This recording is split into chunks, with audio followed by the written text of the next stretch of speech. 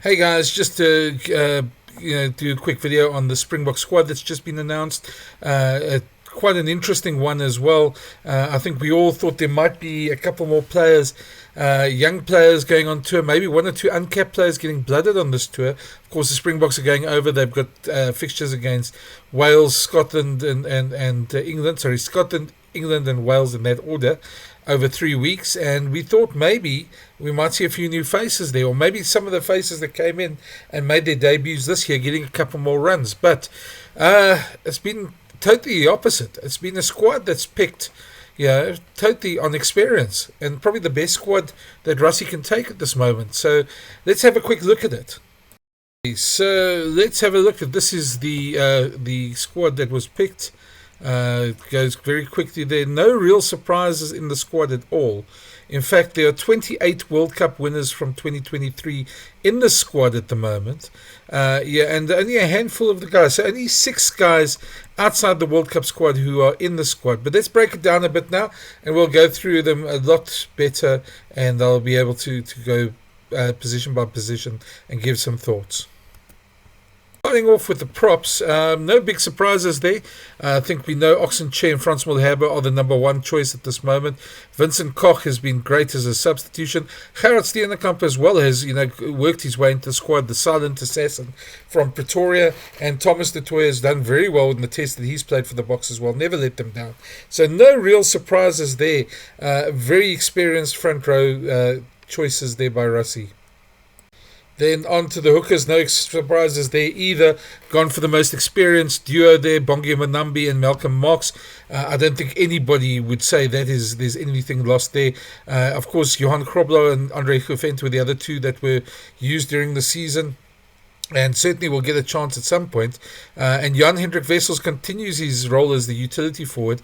They're going to obviously look at him as a backup for the entire tour. Plus, he gets to learn from the more experienced hookers. So it's a great learning curve for the youngster, and I'm sure he'll relish it as well.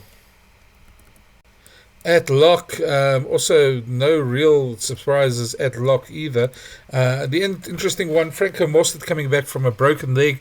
He's, of course, part of the mix and was first choice before he got injured. Yeah, but Etzebeth, the most capped Springbok of all time, gets a chance to extend that caps as well. Ruan Okia has done pretty well with the Boks in the Rugby Championship and really made a name for himself with his work rate there.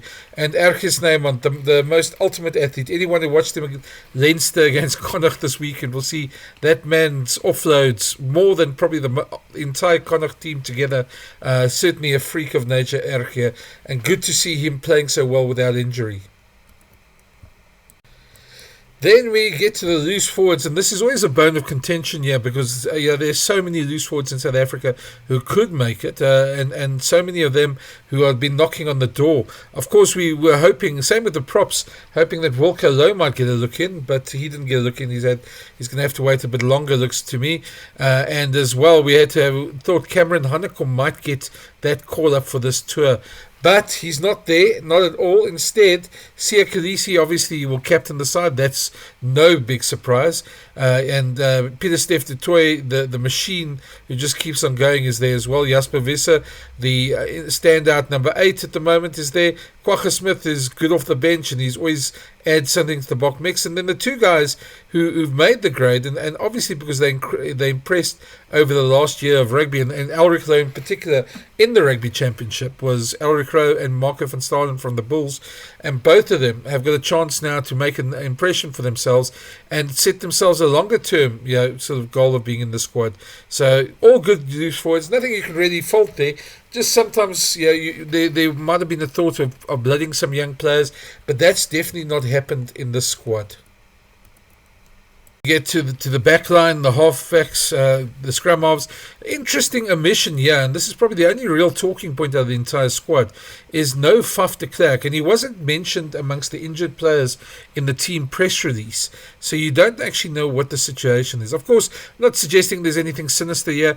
All 3 of these players went to the World Cup. All 3 of them did exceptionally well, and are seen as part of the future. Kobus Reinach, probably the oldest of the 3, might not make the next World Cup, but but he certainly is somebody who suits Tony Brown's game plan of moving the ball quite quickly. Faf de Klerk was injured. We thought we'd see him back for this tour, but perhaps they're just giving him a break. Perhaps it's a message, perhaps not. Until we get to speak to the coaches, we won't quite know what the reason is. But that was one that should have raised an eyebrow. But no, Faf de Klerk. Certainly believe he still has a lot to offer Springbok rugby. I'm sure it's not the last we've seen of him either. So I think that's one that was just be a bit of a talking point after this selection. You move along to the Flyhalves now, and this is always going to be an interesting debate. Andre Pollard, of course, scored a try for Leicester in the Premiership this past weekend. He's looking in great form. Is still the number one Flyhalf for the Boks.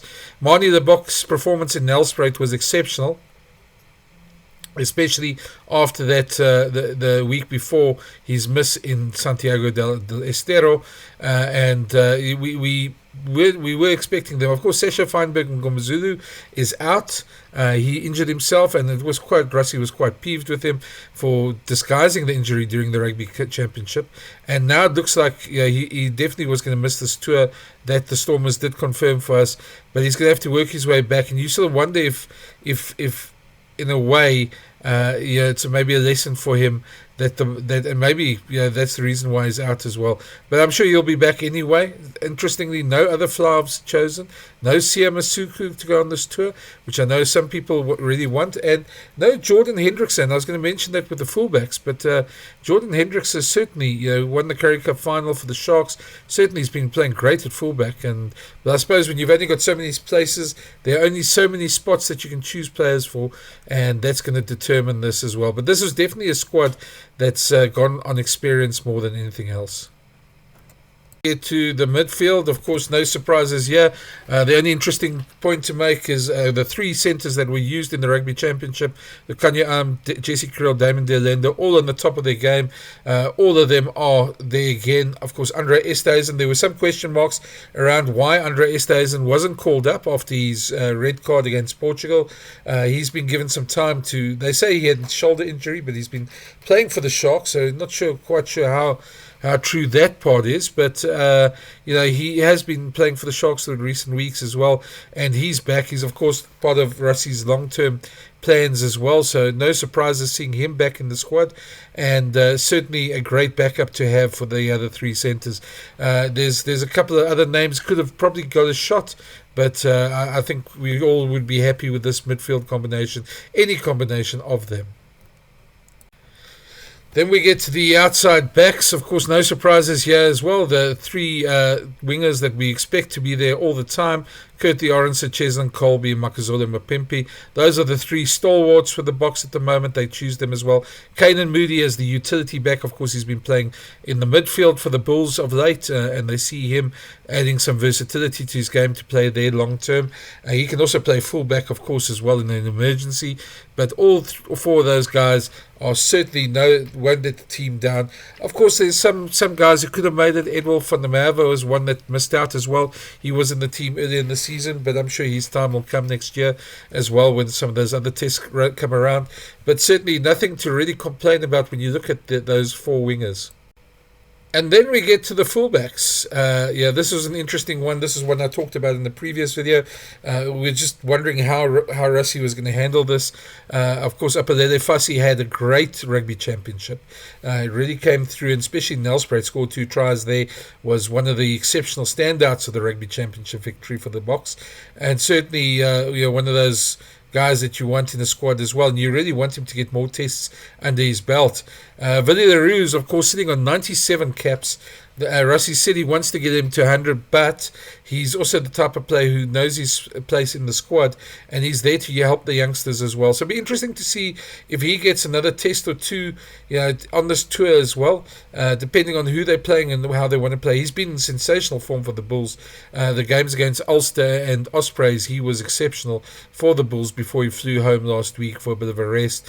And then Damian Willems, a man of the match. Apelele Fassi was also man of the match for the Sharks this past weekend, and Damian Willems has showed he was man of the match for the Stormers as well. Put on a masterclass there for them as well. So Yeah, it's going to be tough to choose a starter there and tough to put somebody on the bench, but certainly they've got a lot of talent at fullback that they can choose from, and certainly can pick an extremely strong side from that as well.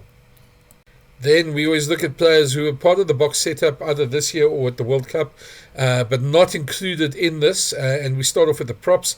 Steven Kitshoff is obviously struggling with a bit of a neck injury. It sounds like it's quite serious as well, and we really wish him well, because I hate to have him, have the World Cup as his last appearance. For the box, he really is somebody who's served the Springbok cause well. Of course, Trevor Nyakani's been played. He's been a bit ignored this last year, probably maybe because of his age, but he's certainly somebody that can come in and do the job whenever needed as well. And then Tutuku Mchunu, who's been playing exceptionally well for the Sharks as well, also on the outside fringes. Hookers, of course, Johan Grobler, whose red card was overturned this last week, and I'm not sure. I don't think that had anything to do with him being left out. I think it's just purely a numbers thing. Andre Higofento, who played also against Portugal, he's also been left out, but I'm sure that we'll see them next year. Of course, next year there's going to be tests against Italy and Georgia, and so there's a lot of time to blood young players and give a lot of those younger players a chance. So I think we'll probably see them come through at that stage. Either right along, other players who were part of the setup this year but not included. Of course, Salman Marat is injured. He got injured pretty recently. He's had so many injury problems, and it's really, you feel sorry for the guy, because he's really trying to get himself established in the box squad, and keeps on getting injured as well. Nicholas Janssen van Rensburg called up for the Rugby Championship but never really got a chance to play. He's also been sort of left out. And Jean Klein, who's just come back for Munster, of course he's been playing a bit in the URC, but also deemed at the moment surplus to requirements, but I'm sure we'll see him at some point again. Loose forwards, quite interestingly, Ben Jason Dixon, who had quite a prominent role in the Rugby Championships, been left out. Pepsi Buthelezi didn't make it. Evan Roos, of course, is injured, and Ron Fenter injured as well. But certainly, I think Ben Jason Dixon, Pepsi Buthelezi probably be on the standby list as well if players get injured as well to come back into the team. And then lastly, Scrumhalves, obviously, you spoke about Faf de Klerk. Not sure why he's not there. Could be they're just giving him a rest. There probably isn't something sinister in it, so I don't think we should read anything to it. But as soon as we find out, we'll come back and give some feedback on that. Morne van der Berg, who obviously was in the Rugby Championship, but now on a tour like this with 34 players, you only take 3 Scrumhalves, so he loses out there. At Flyhalf, Sesha Feinberg Mngomezulu is obviously injured as well. Jordan Hendrickse ignored. Again, I think it's just because there's so many fullbacks and so many Flyhalves that they only can take so many players. But certainly he's been playing well in the URC and in the Currie Cup. And then on the wing, Edwin van der Merwe, who showed how good he was last week, scored a lovely try with his feet in no space against Zebra, and he's obviously also missed out. So those are the guys who've missed out. If I've missed anybody, please let me know. Sometimes we do miss players, but not on purpose. But that's about the sum of it all. So guys, that's the box squad. That's my thoughts on the box squad. It's definitely a squad that's been picked solely mainly on experience. 28 World Cup winners. It just shows you the intention is quite clear. They want to go out and win all 3 of these tests and come back home unbeaten. Make sure that they end off the year on a high, and hopefully, in the case, claim back their number 1 spot in the world rankings. They've had a very successful year so far. Drew the series with Ireland. Probably a bit of disappointment there. They're not winning the second test, but they obviously then went on and won the Rugby Championship in the emphatic style, even though they lost the 1 game against Argentina. They beat New Zealand twice. So there's a lot of positives around it, and if there's no reason why they can't win all 3 tests on tour. So I think this is the intention is quite clear there. Let's go out, let's go win the end of year 3 tests as well. Next year, of course, Italy and Georgia are coming out. The Lions are touring Australia, France are touring New Zealand, and so that's about all that's left that can tour, Italy and Georgia. So we'll probably see a lot of younger players getting some games in there and in the Rugby Championship next year, which should be quite interesting as well. So I think everything's going according to plan. No real surprises, and it's nice to say that, because we've all been through Springbok years where there's been some really bad surprises. So let me know your thoughts of the squad as well. Do you feel bad that somebody like Wilco Lowe or Cameron Honeycomb didn't make it? Is there anybody else you feel should have made the squad? But I think the intention is quite clear in the way it was selected, how they want to play on this tour as well. So that's it. Let me know your comments. I always read all of them. Thank you again for watching. And if you haven't already, please smash that subscribe button. So we can obviously get this channel going. Of course, there's an option also in the link below if you want to buy coffee. It's just to help obviously get this channel growing and getting me to more places, and trying to get more of these the press conferences and stuff so that you can watch them as well. But it's been great doing this video. As I say, I'll read the comments, so let me know what you think. Cheers.